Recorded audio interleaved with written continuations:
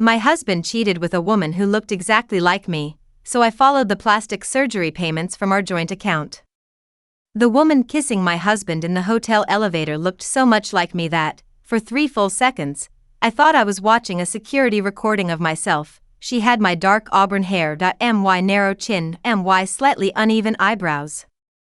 Even the pale crescent-shaped scar beneath her lower lip matched the one I had gotten falling from a bicycle when I was 9. She turned toward the camera and smiled. Had never smiled that way. Her expression was slow, victorious, and meant for whoever might be watching. My husband, Grant Calloway, pressed her against the mirrored wall and kissed the side of her neck, wore the charcoal suit I had chosen for our 10th anniversary dinner. The anniversary dinner he had cancelled 2 hours earlier because of a client emergency. I sat alone inside the surveillance office of the Harbor Crown Hotel, staring at another woman wearing my face. The hotel's security director cleared his throat. "Mrs. Calloway, are you certain that isn't you?" "Yes." My voice barely came out. The woman wore a red silk dress I had never owned. She was 5 or 6 pounds thinner than me, and her hair fell 2 inches lower, but otherwise she might have been my twin. Had no twin. Grant and the woman stepped off the elevator on the 27th floor.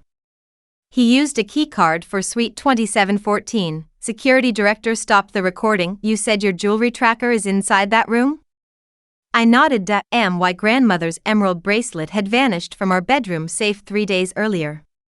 The bracelet contained a tiny insurance tracker installed after a prior burglary. The tracking signal had led me to the Harbor Crown, expected to find a thief. Instead, I found my husband, and a version of myself designed to replace me.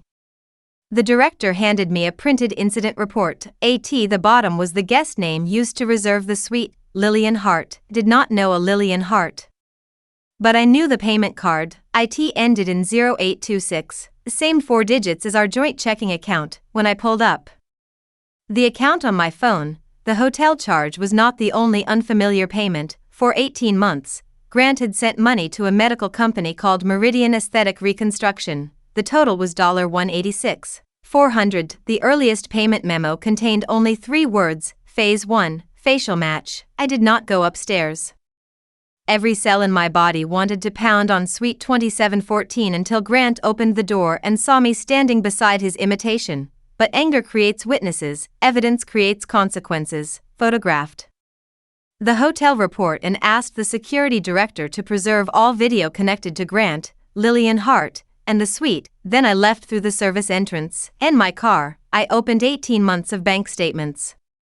The payments to Meridian Aesthetic Reconstruction had been disguised beneath vague labels: medical consulting, executive wellness, dental reconstruction. Post-trauma rehabilitation. Grant handled most of our household bills. I ran a cybersecurity company and traveled frequently.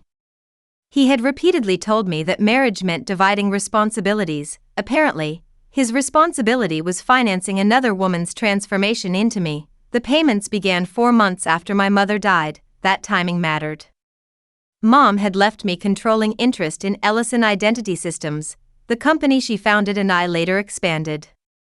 My married name was Calloway, but the business still carried my mother's family name. Grant owned no shares. Under the terms of Mom's trust, he would receive limited voting authority only if I died, disappeared, or became legally incapacitated. Had always considered those provisions excessive. Mom had not trusted him, wished she were alive so I could tell her she had been right. The largest payment to Meridian was $42,000, made 6 weeks earlier. The memo read: voice and behavioral integration. Facial surgery was not enough. Someone was teaching Lillian to sound and act like me. I called my attorney, Jasmine Reed. Jasmine had handled my mother's estate and Ellison's corporate restructuring. Grant is sleeping with a woman who has been surgically altered to resemble me, I said. Jasmine was silent for a moment, then she asked, "Do you feel physically safe?" "I don't know. Do not return home alone.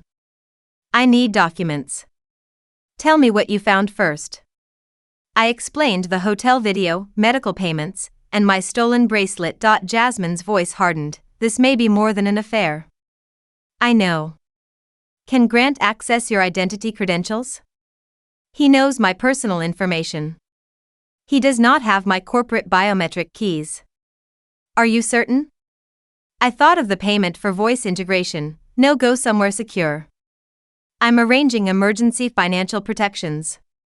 I hung up and examined the hotel reservation again. Lillian Hart had used my home address, not a similar address, mine.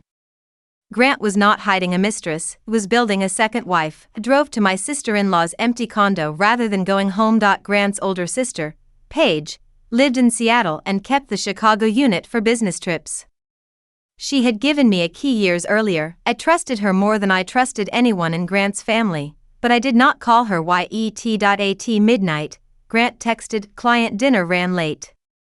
Don't wait up. I stared at the message. He expected me to be home. Perhaps that was useful. I replied, already asleep.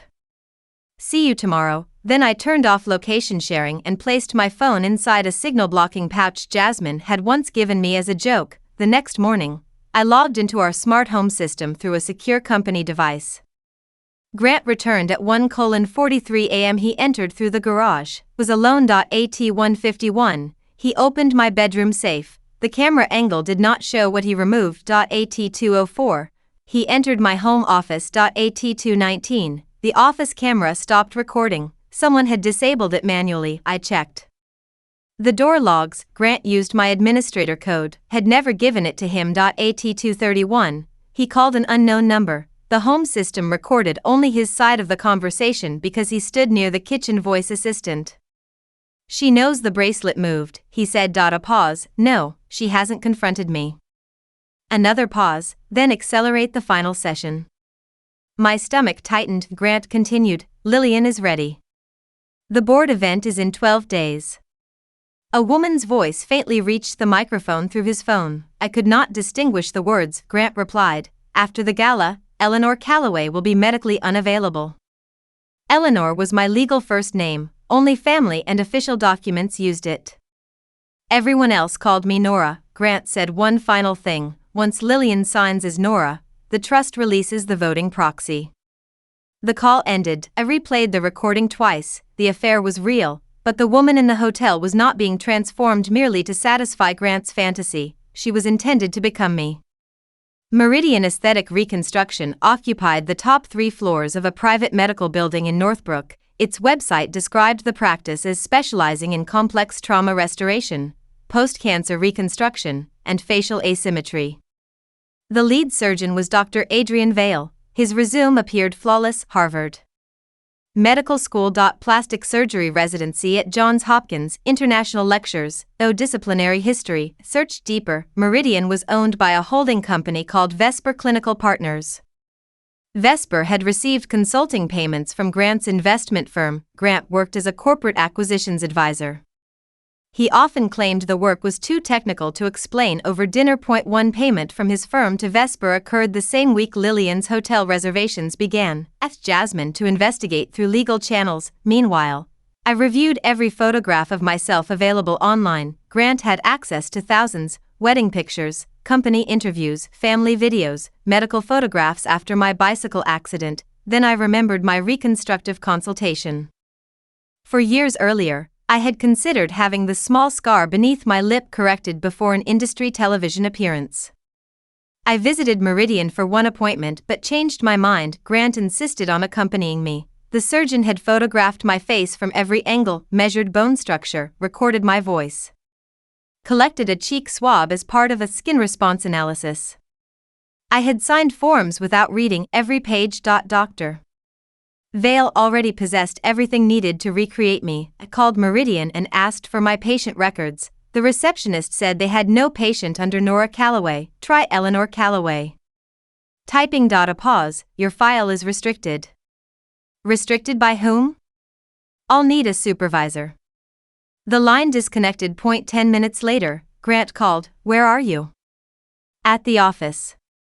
Our house system says you didn't come home. I left early. He hesitated. Are you feeling okay? Why wouldn't I be? You've sounded tired. I'm fine. He lowered his voice. Did you contact a plastic surgeon this morning? My request had triggered an alert to him. I was thinking about finally fixing my scar. You're beautiful as you are. I looked at the elevator photograph of Lillian's matching scar. Apparently, someone agrees. Grant stopped breathing for a moment, then he laughed. What does that mean? Nothing. After the call, Meridian emailed a form requesting that I verify my identity through facial recognition. I opened the secure link. The system scanned my face, then displayed identity already verified today. Someone with my face had accessed my medical record before me. Ellison Identity Systems built biometric security platforms for hospitals, banks, and government contractors, understood how facial recognition systems failed. Most consumer-grade systems measured geometric relationships, distance between eyes, angle of the jaw, cheekbone depth, ear position, and skin texture. Surgery could fool weaker systems, voice models could be trained, behavioral patterns could be copied, but our most secure Ellison systems used dynamic challenge tests, tiny movements, real-time phrase variation, pulse reflection analysis, and personal memory prompts. Lillian could resemble me. She should not have been able to pass my company's verification. Unless Grant had stolen more than photographs, reviewed my identity access logs. 3 weeks earlier, someone attempted to enter Ellison's executive vault remotely. The attempt failed at the personal memory prompt. The system asked, "What did your mother call the blue room?" Only Mom and I knew the answer. The blue room was a childhood closet where I hid during thunderstorms. Mom called it the harbor. Grant knew I had been afraid of storms, had never told him the name of the closet. The failed intruder entered safe place, close enough to prove preparation. After the failed attempt, someone changed strategy. Instead of trying to access the vault, Grant scheduled a board gala at which Ellison would unveil a new identity transfer protocol for incapacitated executives.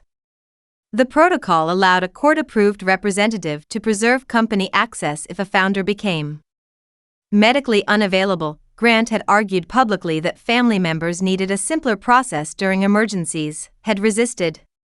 The board approved a limited demonstration at our annual gala. My biometric identity would be used as the test profile. Grant planned to replace me before or during that event. Jasmine arranged an emergency meeting with Ellison's chief security officer, Marcus Lee. Marcus listened without interrupting, then he showed me something worse. A second user profile existed inside the gala demonstration environment. The name was Nora Calloway, the image was mine, but the hardware registration belonged to a device I had never owned. The profile had passed facial and voice checks. It failed only at the memory prompt. Who created it? I asked. Marcus brought up the audit record. The administrator was my husband. Grant had been given temporary project access as the spouse participating in the demonstration. He should not have been able to create an executive identity, I said. He used a board-approved emergency exception. Approved by whom? Director Malcolm Wren. Malcolm was Ellison's longest-serving outside director, had also been my mother's former business partner, and under Mom's trust, Malcolm became temporary voting trustee if I was incapacitated and Grant was unavailable. 2 men stood to gain from my disappearance. Why Mother distrusted Grant from the beginning. She never accused him of anything specific. She simply watched him too closely. When we announced our engagement, she asked one question: does he love who you are, or does he love what standing beside you makes him? I called it unfair. Mom called it necessary. After she died, I found a sealed letter in her estate file. I never opened it. Grief made every object feel dangerous, and I assumed the letter contained another lecture about protecting the company. Now I retrieved it from Jasmine's vault. The envelope read, "For Eleanor, if Grant ever asks to control your identity." Inside, Mom had written, "Identity is not a face. It is a history. Grant has shown unusual interest in the trust's incapacity provisions and the biometric succession protocol. I have instructed Malcolm to monitor him, not assist him. If Malcolm supports Grant, assume Malcolm has been compromised." At the bottom, Mom added, "There is a clause neither man knows about. Look for the woman named Elise." I had never heard of Elise. Jasmine searched the trust documents. No Elise appeared. The name was not in company records, tax files, or family correspondence. Then Marcus checked the earliest Ellison source code archives. A hidden administrator account existed. Elise-root had been created by my mother 22 years earlier. The account remained dormant. Its recovery key was stored offline. Can it override the gala profile? I asked. If we find the key. Where? The account note says, with the original face. My mother's words sounded almost prophetic now. The original face. I searched childhood photographs. Mom had been obsessed with documenting family history. She labeled albums with names, dates, and places. And one photograph, taken when I was 6, Mom stood beside a young woman who looked startlingly like her. On the back, she had written Evelyn and Elise, before the first Ellison prototype. Evelyn was my mother, Elise was her identical twin. Had never known my mother had a sister. Public records showed that Elise Ellison was born 3 minutes after my mother, age 19. She disappeared from ordinary records. No marriage license. No tax history.no. Death certificate. No driver's license after age 20-1. My grandparents never mentioned her. Mom never mentioned her. Jasmine found a sealed civil case from 23 years earlier involving Ellison Identity Systems. The parties were confidential. The judge's order referenced unauthorized biometric experimentation involving sisters of identical genetic origin. My mother's company had begun as a university research project. Identical twins were essential to early facial recognition testing because their similarities exposed weak systems. Evelyn and Elise may have been test subjects. Something happened. Elise vanished. Mom built the company. The Elise root account became the hidden master key. Could Grant know about her? I asked. Jasmine looked at the plastic surgery payments. If he found the sealed research, he may believe recreating your face gives him access to something your mother protected. That made Lillian more than a mistress. She was a manufactured twin. Grant entered our home again that evening through the security feed.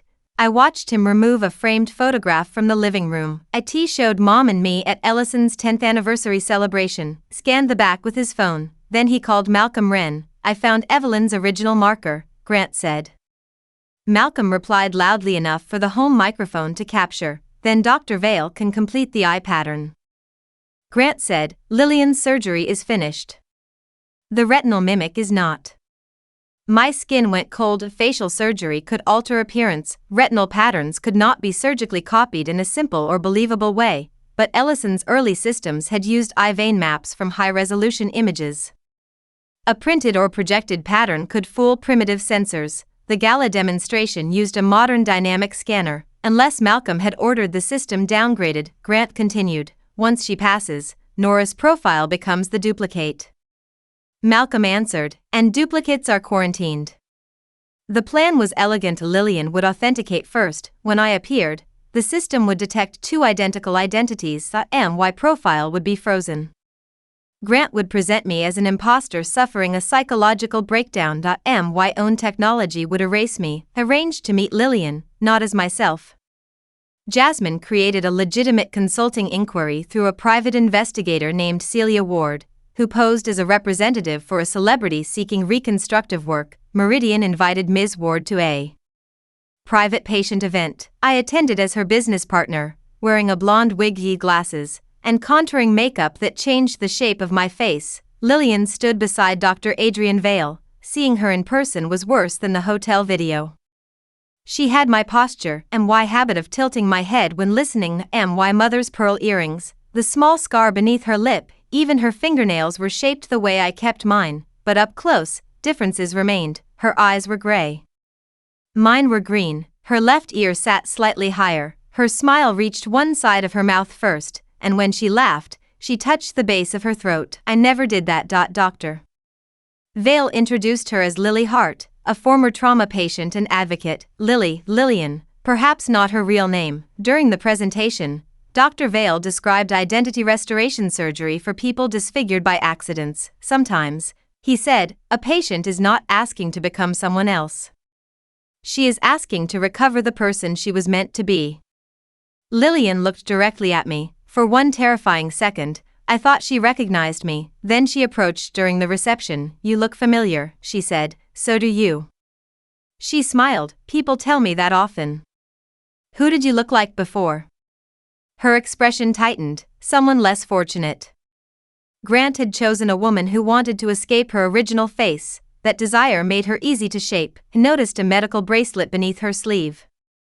The patient name was visible for only a second. Rachel Sloan. excused myself and searched the name. Rachel Sloan had been reported missing 18 months earlier after a car accident outside Indianapolis.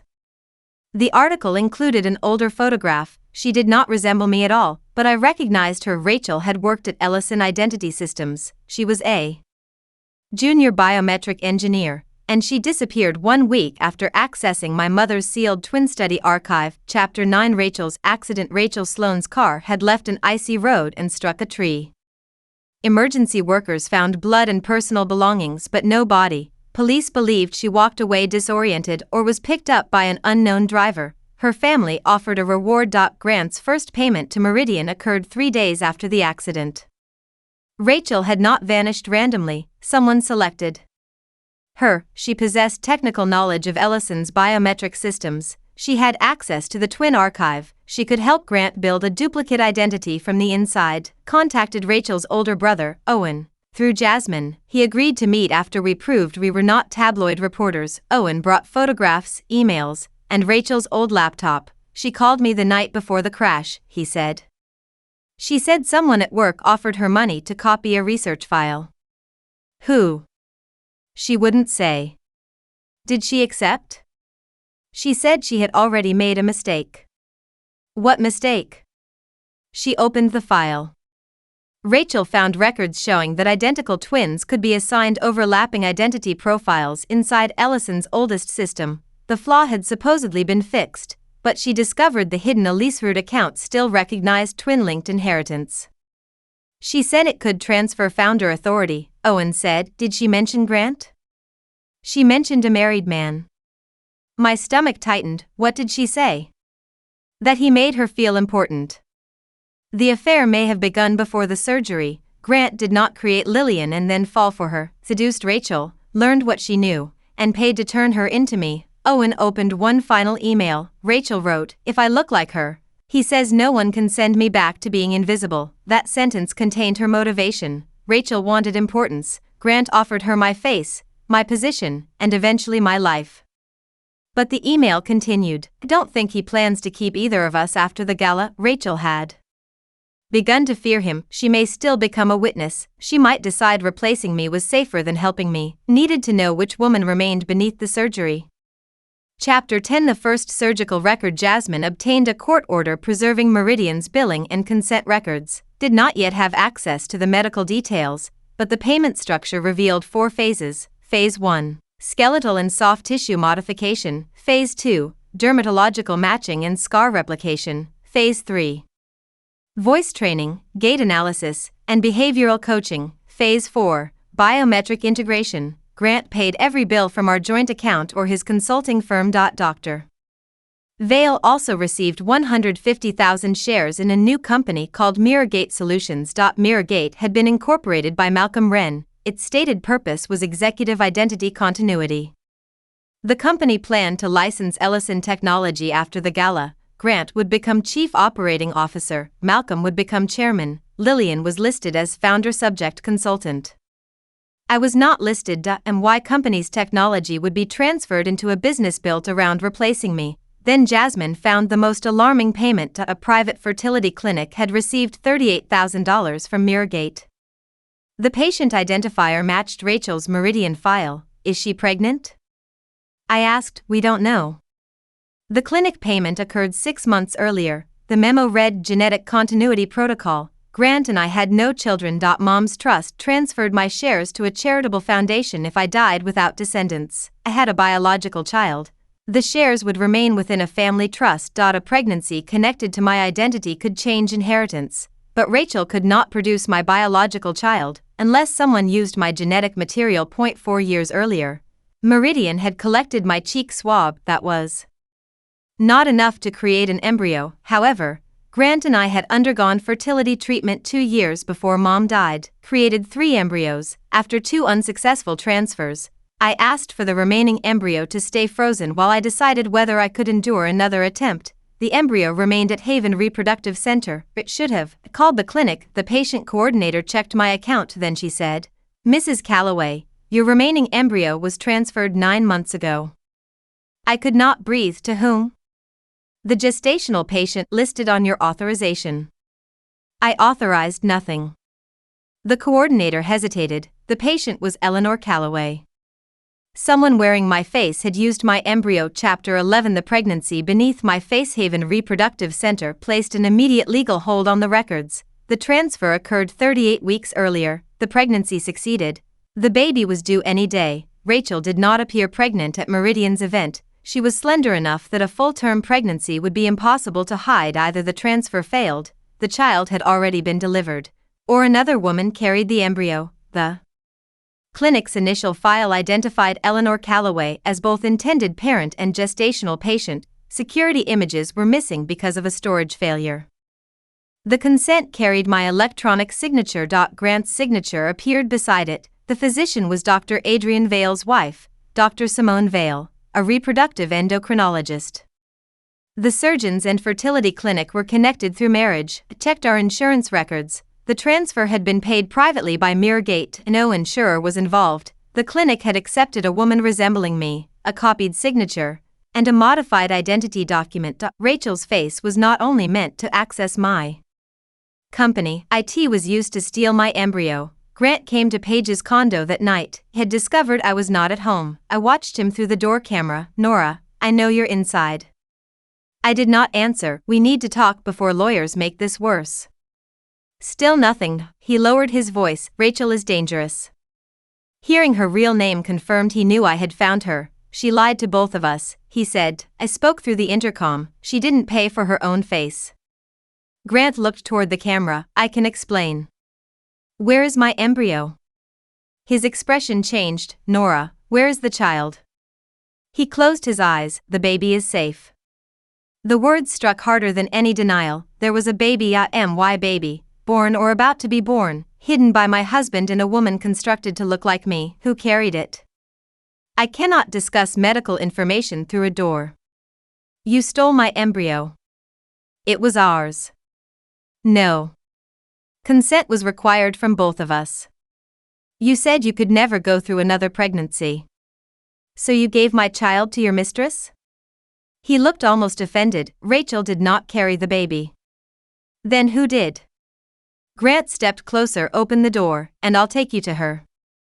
I almost did, then I remembered the home recording. After the gala, Eleanor Calloway will be medically unavailable. Send the hospital name to Jasmine, I said. Grant's face hardened. If you involve outsiders, you may never see the baby. That was the moment my husband stopped being merely unfaithful, became the man threatening to keep my own child from me. Chapter 12. The birth certificate. Jasmine sought an emergency court order concerning the embryo and any resulting child. Haven was required to disclose non-private chain of custody information. The embryo had been transferred to a gestational carrier named Amanda Reese. Amanda was 32, married, and enrolled through an agency called New Dawn Family Services. The intended mother on the contract was Eleanor Calloway. The intended father was Grant Calloway. My forged signature appeared on every page. Amanda gave birth 12 days earlier. A girl. The birth certificate was pending because the hospital required additional identity verification from the intended mother. Rachel had not yet completed it. That explained the timing of the gala. Grant needed Lillian to authenticate publicly as me before presenting her to the hospital and family court. Once she passed the Ellison demonstration, her claim to my identity would appear technologically verified. The baby would be registered as mine. Then, if I appeared, I would be treated as the duplicate. The plan was not to erase my motherhood. It was to transfer it to another face. The hospital temporarily restricted all non-medical contact with the infant while the court reviewed the fraud allegation. Amanda had already returned home. I called her through counsel. She began crying the moment she saw me on video. You're not the woman I met. No, she looked exactly like you. What did she call herself? Nora. Did Grant attend appointments? Most of them. Did Rachel? The woman I thought was you attended every appointment until the 7th month. What happened then? She said she was traveling for work. Did you ever suspect anything? Amanda wiped her eyes. She knew details about your marriage. Your fertility treatment. Your mother. She showed me videos. Grant and Rachel had trained for months. What happened after delivery? Grant held the baby. he cried. The image cut through me. My husband had held our daughter while I did not know she existed. Where was Rachel? She came the next morning. She held the baby and said, "Now I finally have something she can't take back." Rachel was not an unwilling puppet, she wanted the child, but Amanda added one final detail. Before she left, Rachel whispered that Grant planned to kill her. Chapter 13. Rachel's recording. Amanda had recorded the conversation accidentally through a nursery monitor. The device uploaded short sound clips when it detected a baby crying. One clip captured Rachel and Grant arguing in the hospital hallway. Rachel said, "You promised I would be the legal mother." Grant replied, "You will be after the gala." "And Nora?" "She'll be hospitalized." "For how long?" "As long as necessary." "You said she would survive." "I said you should stop asking questions." Rachel lowered her voice. "If Malcolm gets the Elise key, neither of us matters." "Malcolm doesn't know where it is." "He knows Elise is alive." The recording ended. My Aunt Elise was alive. Malcolm knew where she was and why mother's hidden twin might hold the key that could stop the identity transfer. Searched sealed court records again. Elise Ellison had entered a long-term psychiatric facility under a protected name after the twin research lawsuit. The facility closed 10 years later. Patient records transferred to a trust-funded residential program. The trustee was Malcolm Wren. He had controlled my aunt's life for more than 2 decades. Mom believed Malcolm was monitoring Grant. In reality, he may have been using Grant to reach Elise's root account. Jasmine obtained an emergency welfare inquiry. The residential program claimed no Elise Ellison had ever lived there. Then my mother's old estate accountant remembered an annual payment labeled E. Harbor Care, Harbor, the name of my childhood hiding place. The payment went to a private residence in Maine. Elise may have been there. I booked the earliest flight before leaving. Marcus warned me that the Ellison board had scheduled an emergency meeting. Malcolm claimed I was suffering a delusional crisis after discovering Grant's affair. Presented a statement from Rachel, appearing as me, saying that an imposter had been using my name. The board temporarily froze my executive credentials. The gala remained scheduled. My own company's security system displayed a warning when I attempted to log in. Duplicate identity detected. Account quarantine. Grant's plan had started early. Rachel had authenticated as me again, and this time, the system had locked me out. Chapter 14. The apparent defeat. News spread before I reached Maine. Ellison Identity Systems issued a statement saying its founder was on temporary medical leave because of an identity-related security event. A video appeared online. Rachel sat inside my home office wearing one of my blue suits. She looked directly at the camera. "My name is Nora Calloway. A woman suffering from an obsession has undergone procedures and begun claiming she is me." The lie was almost perfect. She used my cadence, my hand gestures, small pause before saying my surname. Grant stood behind her, playing the protective husband, and I had become fixated on his former patient advocate, Lillian Hart. In their version, I was the imitation, Rachel was the original. The public had photographs of me from recent days, but surgery could explain differences. The company's quarantine alert appeared to support them. Malcolm announced that the gala would include a live biometric demonstration proving the identity of the legitimate founder.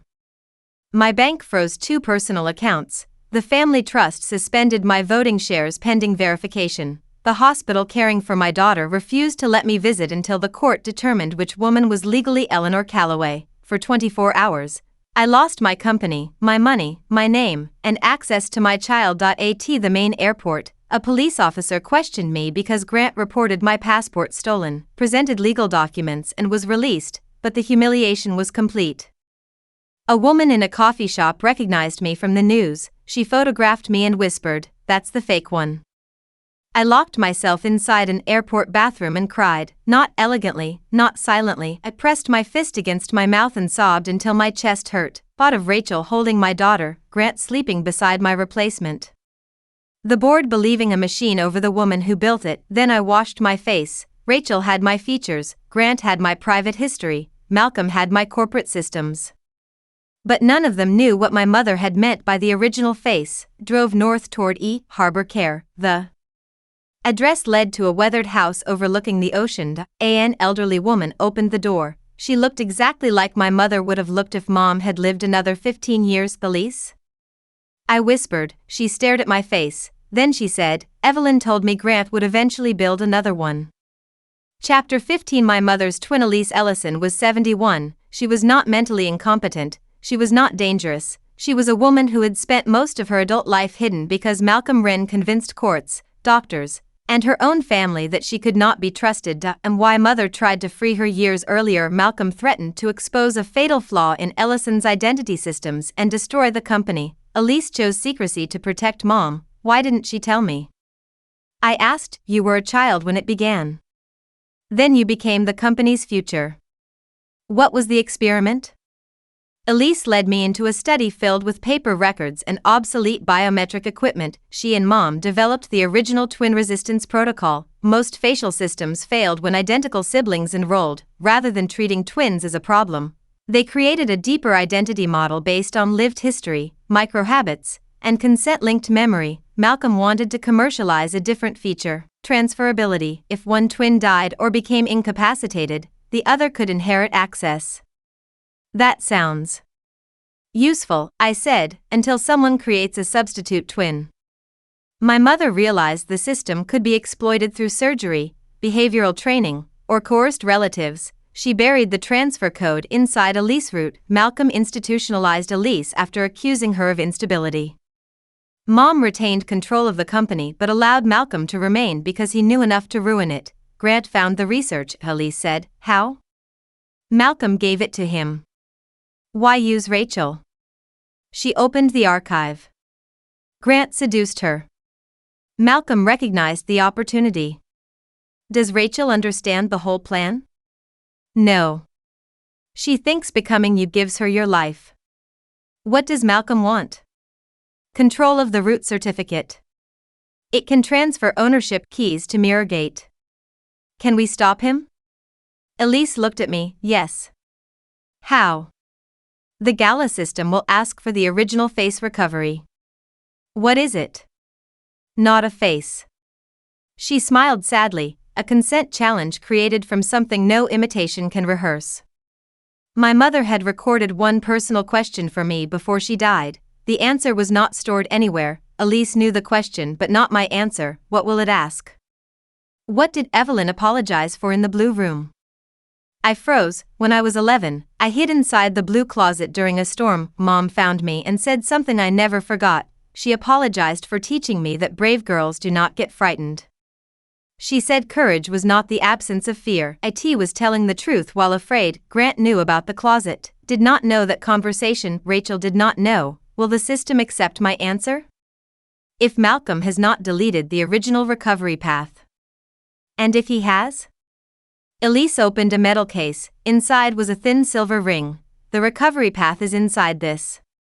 A biometric founder ring, older than the company's public systems. The original face was the person who gave consent, not the features on her skin. Chapter 16. Bringing Elise home. Elise agreed to return to Chicago. Before we left Maine, Jasmine secured affidavits, historical records, and an emergency court order recognizing Elise as a competent witness. Malcolm's attorneys challenged everything. They claimed Elise was delusional and being manipulated by an imposter. The accusation was almost elegant. In its repetition, any woman who contradicted them became unstable. Meanwhile, Rachel contacted me through an encrypted account. Grant says you found Elise, replied. He plans to discard you after the gala. He loves me. He paid to make you look like his wife. She waited several minutes, said your face was always the only part of you he loved. The cruelty hurt even through a screen. Then I realized it was designed to. Rachel still needed me emotionally broken. Where is my daughter? I asked. Safe. You have no legal right to her. I carried the pain of becoming her mother. Amanda carried her. No response. Continued. You copied my face, used my embryo, and entered my home. That is not motherhood, she replied. You didn't want the embryo. Grant had given her that explanation. Perhaps Rachel needed to believe she rescued a child I abandoned, preserved the embryo because I was grieving. You stole my decision. A longer silence. Then, Grant says Malcolm will make us both disappear if the gala fails. Fear had entered. Help expose them, and go back to being Rachel Sloan. Yes. You don't understand what that name felt like. Rachel's motivation was not simple greed. she believed her original identity was worthless. Grant offered her a face associated with wealth, authority, and love. Now surrendering the scheme meant returning to the woman she hated. Rachel Sloan discovered the twin archive. Rachel Sloan survived Grant.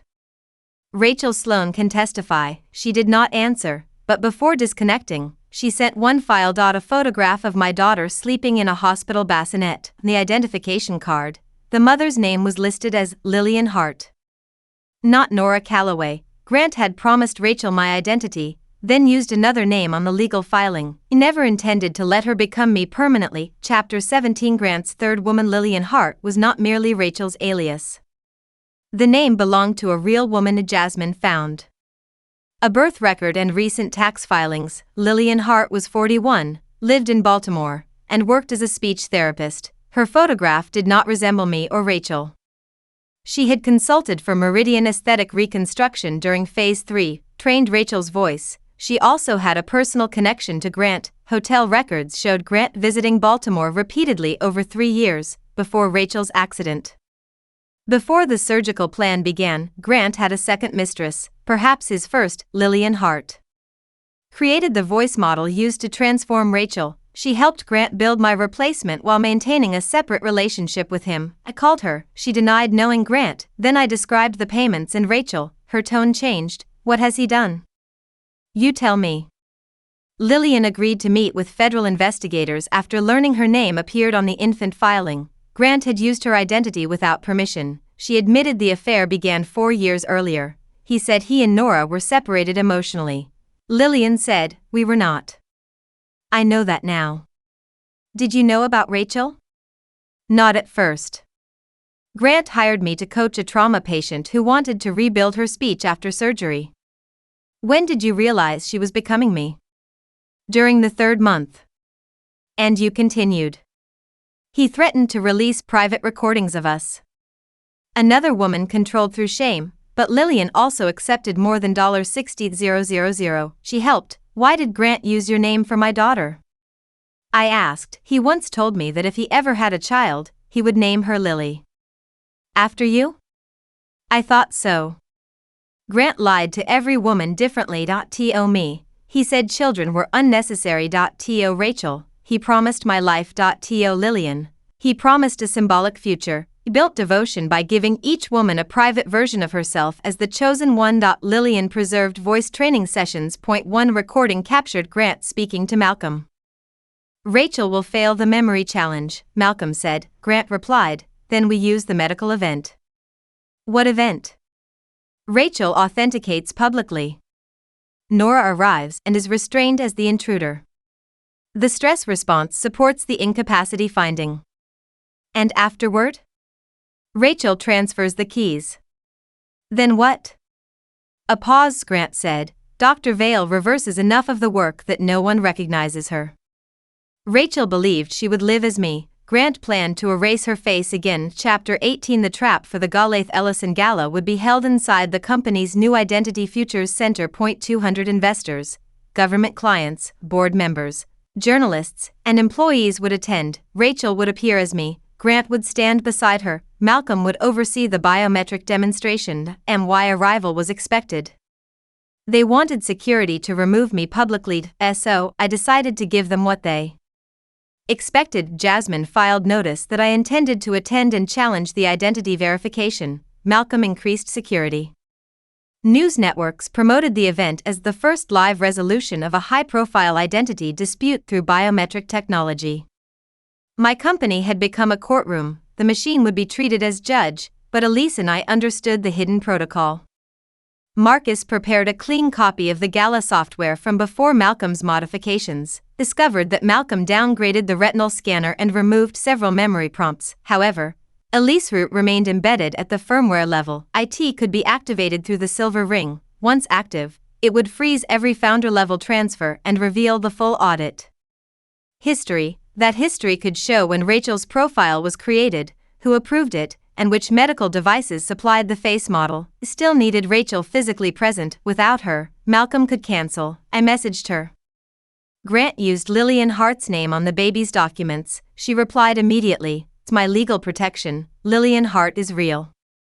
She is Grant's other mistress. No answer. Sent a photograph of Grant and Lillian entering a Baltimore hotel 2 years earlier, then the recording describing plans to reverse Rachel's surgery. Rachel called. Her voice sounded exactly like mine.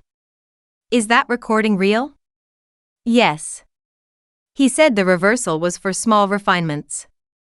He said no one would recognize you. She began breathing too quickly. Where is Grant? With Malcolm. Where is my baby? She is not your baby. Rachel started crying. Please don't say that. She is a child, not a reward for becoming me. I love her. You met her twice. I held her. So did Grant. That did not make his theft legal. Rachel's crying stopped. What happens if I testify? You face consequences. Prison? Possibly. And my face? That becomes your choice with ethical doctors. For the first time, someone offered Rachel no fantasy, only truth. She said, I'll be at the gala. Will you help? I haven't decided. Then she added, but I won't let Grant change my face again.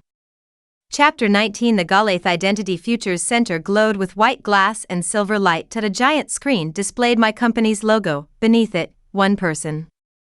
One identity. One truth. I arrived with Elise, Jasmine, Marcus, and 2 court-appointed observers. Security stopped us at the entrance. The guard looked from my face to the face printed on an alert. You are listed as a potential impersonator. I am the founder. We have instructions. Elise stepped forward. I am Elise Ellison, co-creator of the founder architecture. The guard's expression changed. He called a supervisor. Reporters gathered. Malcolm appeared in the lobby. He had aged since I last saw him, but his confidence remained. Elise, he said. I'm sorry Nora brought you into this. You spent 20 years making sure no one knew I existed. You were protected. I was imprisoned. Cameras captured every word. Malcolm lowered his voice. This is not the place. That is why it is perfect.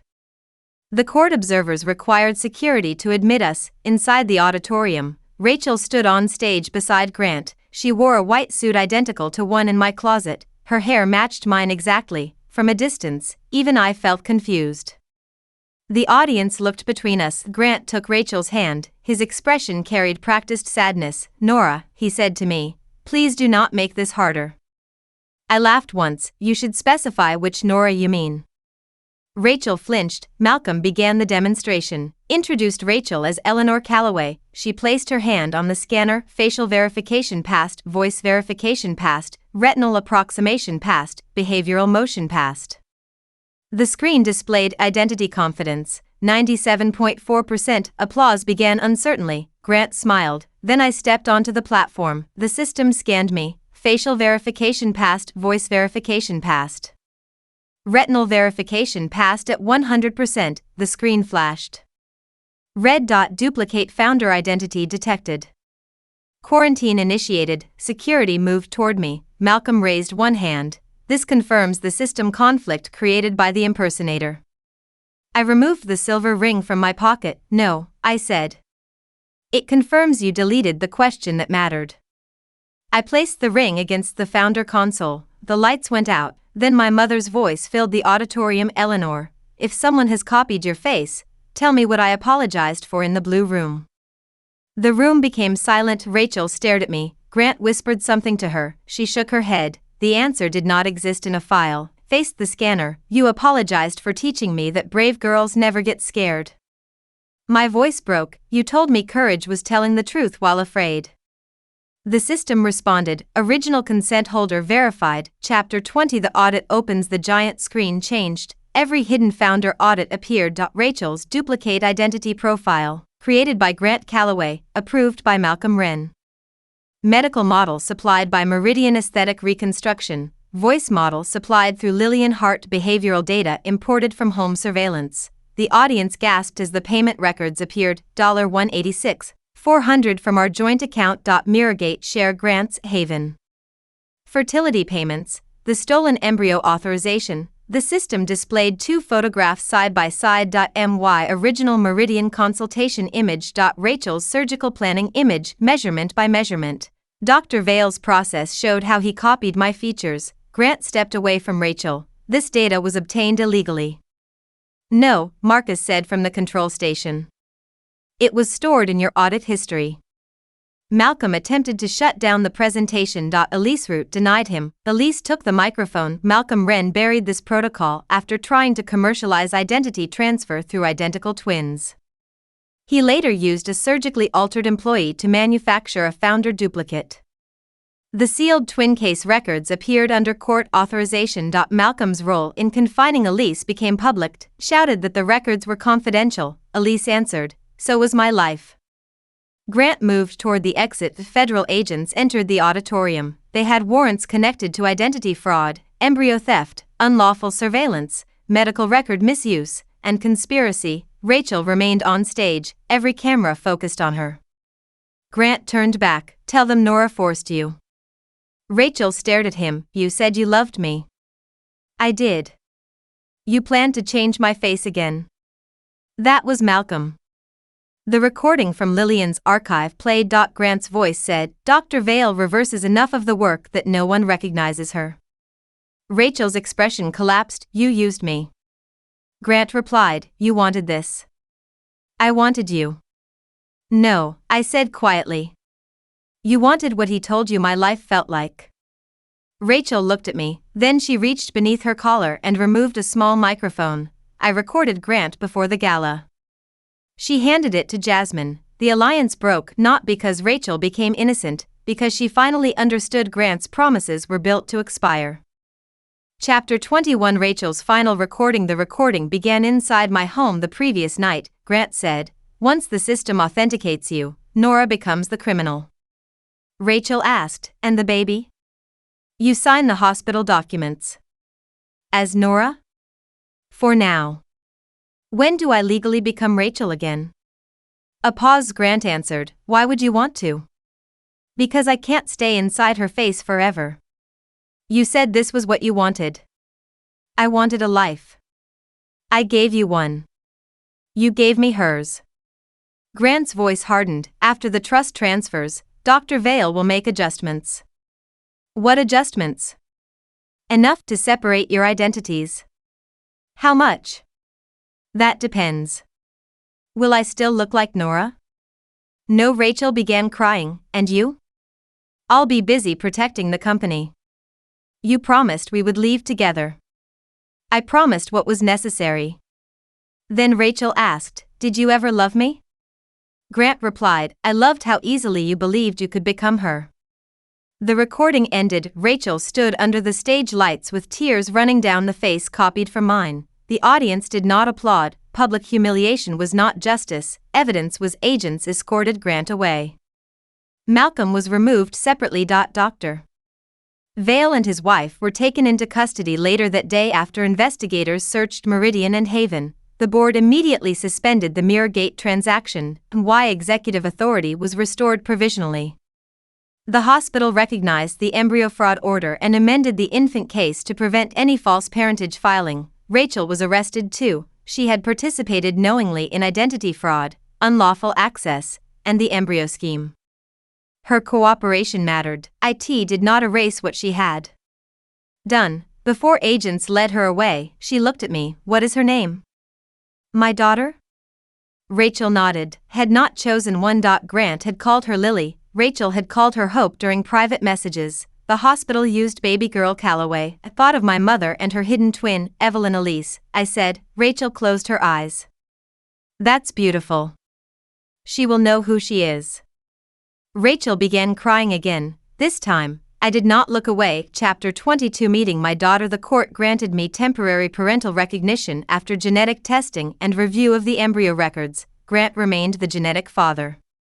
His parental rights would require separate proceedings because of the fraud. Amanda, the gestational carrier, asked to meet me at the hospital. She held Evelyn Elise before placing her in my arms. My daughter had dark hair, a tiny pointed chin, and a serious Expression: she did not look like Rachel, she did not look exactly like me, she looked like herself. I cried so hard that a nurse brought tissues and pretended not to watch. I'm sorry, Amanda whispered.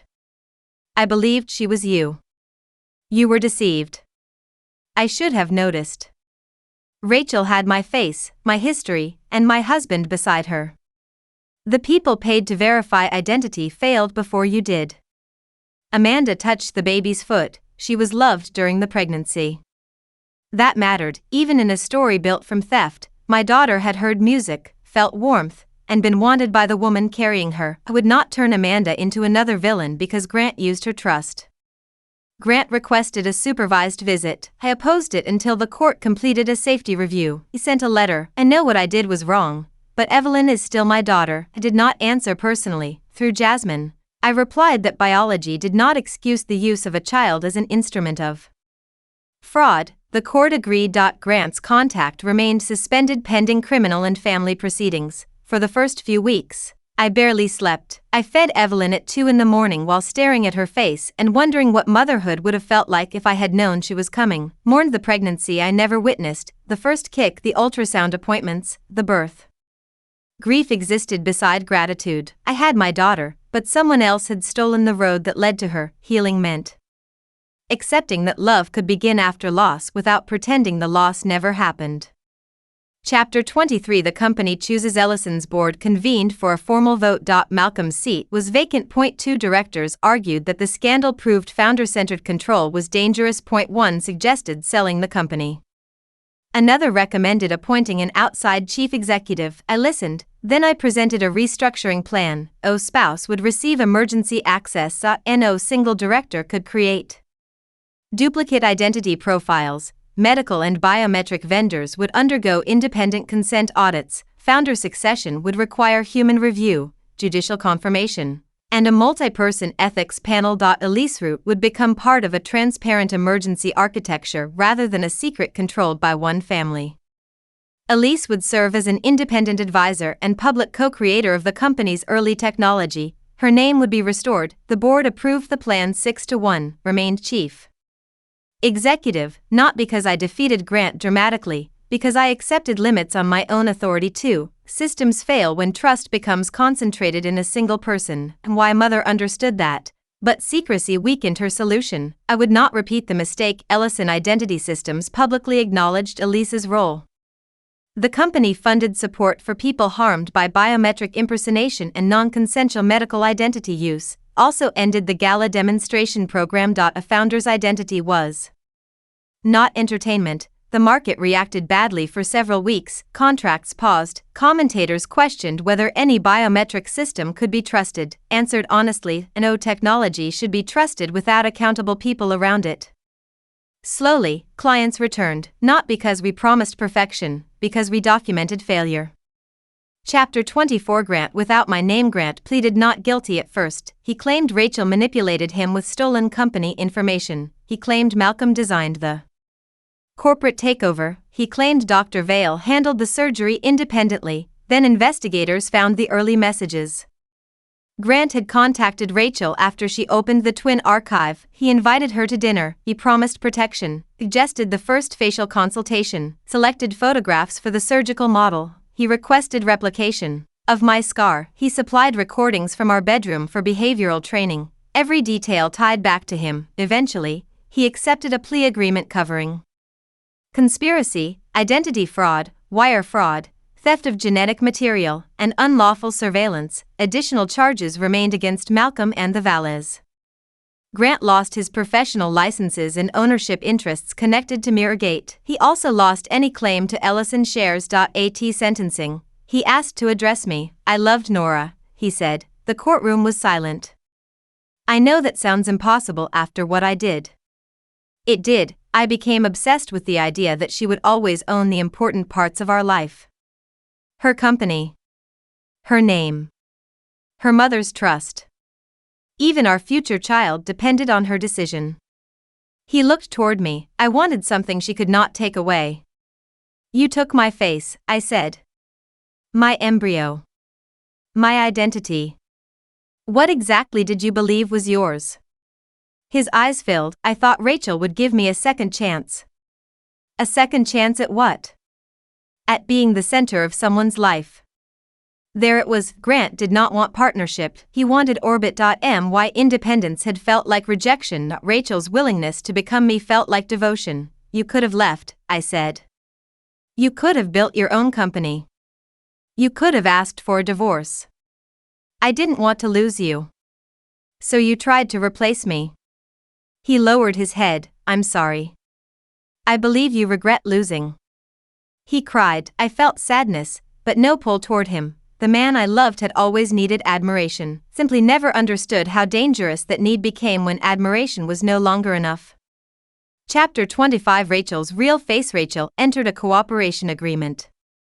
She pleaded guilty to several offenses and faced a reduced but significant sentence. Before incarceration, she requested permission to consult independent reconstructive surgeons. Removing every resemblance to me was not medically simple.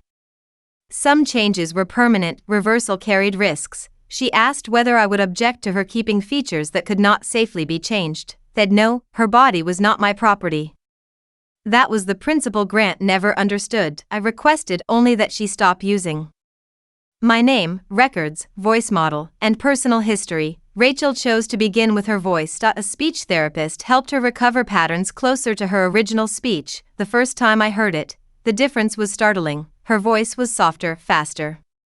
She laughed at the end of nervous sentences. Grant's training had erased that. Rachel wrote me a letter. I used to think being invisible was the worst thing that could happen to a person. Then I became visible as someone else and discovered that no one was looking at me at all. Grant did not love Nora. He loved possessing the right to define her. He did not love me. He loved that I asked him who I should become. I did not reply for months. Then I sent one sentence. Tell the truth under your own name. Rachel did. Her testimony helped expose Meridian's non-consensual procedures and Haven's identity failures. She also admitted that she knowingly held my daughter and intended to sign as me. Cooperation did not become absolution, but neither did punishment require pretending she had no humanity. Chapter 26. Lillian Hart. Lillian Hart received probation and professional sanctions after cooperating. She had trained Rachel's voice and concealed the purpose. She claimed Grant threatened her with intimate recordings. Investigators confirmed the threats. They also confirmed that she continued accepting payments after she understood the scheme. At her disciplinary hearing, Lillian apologized. I helped create a voice that was used to silence another woman, she said. The speech therapy board revoked her license for several years. Grant's relationships with Rachel and Lillian became tabloid material. People called them the three Mrs. Callaways, hated the phrase. It reduced complex wrongdoing to a competition among women. Grant was the only person married to me.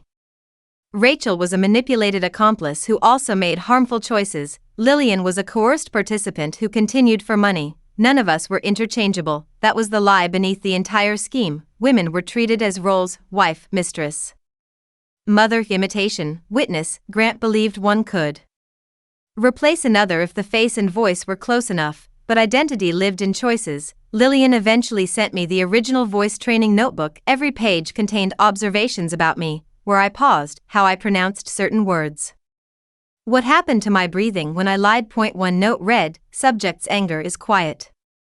She lowers her voice instead of raising it. Grant knew even that. Used my restraint as evidence that I would not fight publicly. At the final gala, I did not scream. I pressed the ring to the console and told the truth. Lillian's observation was accurate. Grant's conclusion was not a Chapter 27 Elise story. Elise moved into a small house near Chicago.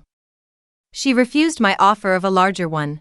I have spent too much of my life inside buildings chosen by other people, she said. She testified against Malcolm. The sealed case reopened. Records showed that Malcolm manipulated psychiatric evaluations, trust payments, and guardianship proceedings to isolate her. He argued that Elise posed a danger to Ellison Technology. In reality, she posed a danger to his control. Elise described my mother's guilt. Evelyn built the company partly from work they created together, then allowed Elise's name to disappear because she believed public scandal would destroy everything. She came to see me every year.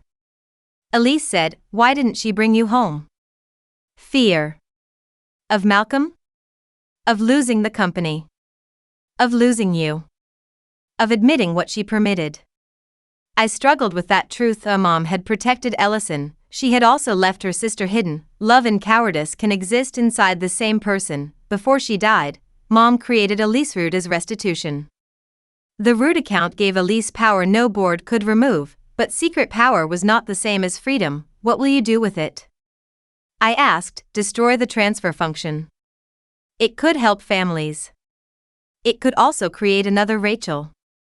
Together, we removed the identity inheritance capability and preserved only the emergency audit function. No person would inherit another's identity, not a twin, not a spouse, not a child. Elise kept the silver founder ring. I think this belongs to you, I said. No, she closed my fingers around it. It belongs to Evelyn's daughter until she teaches her own daughter why faces are not names. Chapter 28. Evelyn's first birthday. On Elise's first birthday, we held a small gathering in Elise's garden. Amanda came with her husband. Paige flew in from Seattle. She had stopped speaking to Grant after reading the evidence. Lillian did not attend. Rachel sent a card through her attorney, opened it privately. Inside was a drawing of a blue room with a small harbor beyond the door. Rachel wrote, I understand now why the answer mattered. Grant taught me your memories as facts. He could not teach me what they meant. I placed the card in a box for Evelyn to read when she was older, would not hide the circumstances of her birth. Secrets had already shaped too much of our family. But truth would be given at an age when she could carry it safely. During the party, Evelyn smashed cake into her hair and laughed. Her laugh belonged to no database. No training model. No inheritance clause. The lease watched her. She has Evelyn's eyes. She said, my mother's? Yours. I had spent a year studying differences, why face and Rachel's, Evelyn and Elise, original and imitation. Now I understood that resemblance did not threaten identity. Ownership did. No one needed to prove uniqueness through appearance. We're unique because no one else could consent, remember, love, regret, or choose exactly as we did that evening. After the guests left, I placed the silver ring inside a locked drawer. For the first time since the hotel elevator, I looked in a mirror without searching.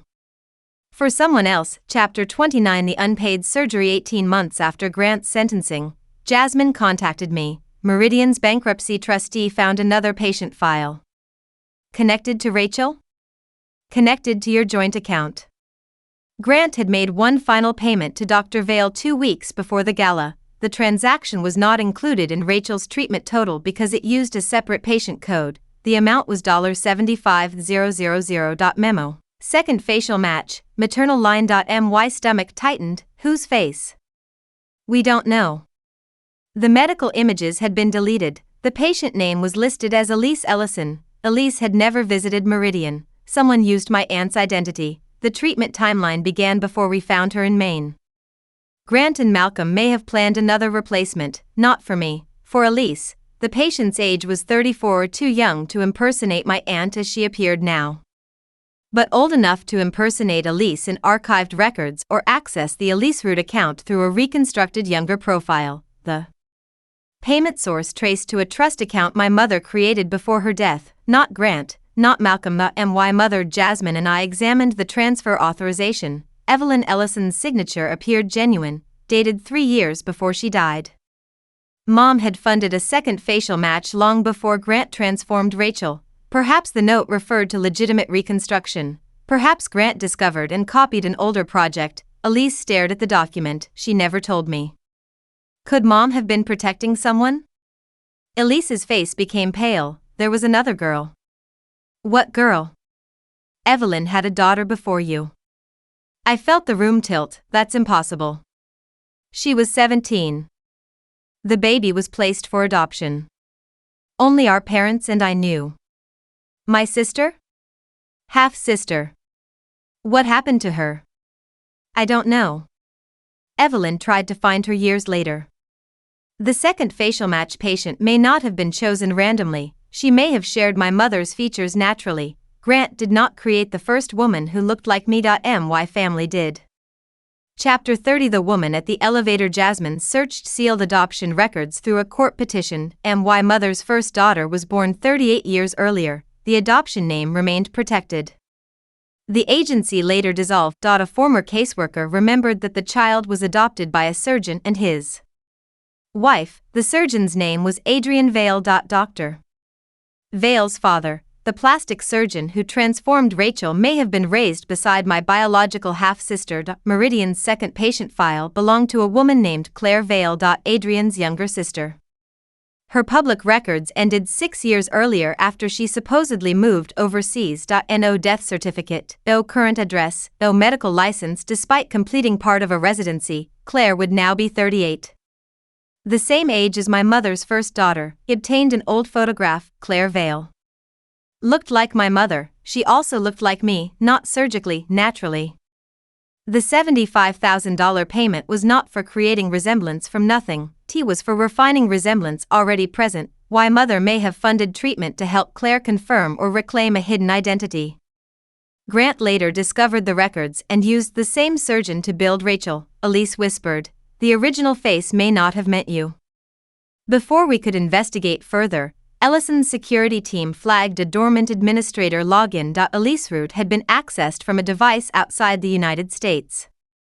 The silver ring was still locked in my drawer. One should have been able to enter. The system camera captured one frame before the connection disappeared. A woman sat in a dark room. She looked like me, not Rachel. Her jaw was slightly wider, her hair streaked with gray, and there was no scar beneath her lip. She wore my mother's wedding ring. The woman leaned toward the camera, then she answered the blue room question correctly. "Not with my words, with my mother's. Brave girls are allowed to be afraid," she said. "But mothers are not allowed to abandon them." The system accepted her as Evelyn Lineage Primary. A message appeared on my screen. "Nora, Grant copied your face because he thought it opened the company. Malcolm hid Elise because he thought she held the root. Both men were wrong." A second message followed. "The root was designed for Evelyn's first daughter. Then, your mother paid for my face because she wanted me to come home. Dr. Vale kept me because I learned what Ellison was really built to identify." The video feed returned for one final second. Behind the woman stood a wall covered with photographs. Rachel. Grant. Malcolm. My mother. And dozens of women whose faces resembled other powerful women. My half-sister looked directly into the camera. "Your husband's mistress was not the first replacement," she said. "She was only the first one you noticed." The connection vanished. Then my phone rang from the Harbor Crown Hotel, the same hotel where I first saw Grant kissing Rachel in the elevator. "Answered." A woman said, "Suite 2714 is open." "Who is this?" "Your sister." "What do you want?" "To show you the woman Grant was really meeting before he paid for Rachel's face." The elevator photograph arrived on my screen again, but this version showed the full mirrored wall. Grant was kissing Rachel. Behind them, reflected in the elevator's rear corner, stood another woman, watching, smiling. Wearing my mother's wedding ring, had believed my husband created a mistress who looked exactly like me. The truth was far worse. He'd copied the wrong sister. For more exciting content, please subscribe and follow us.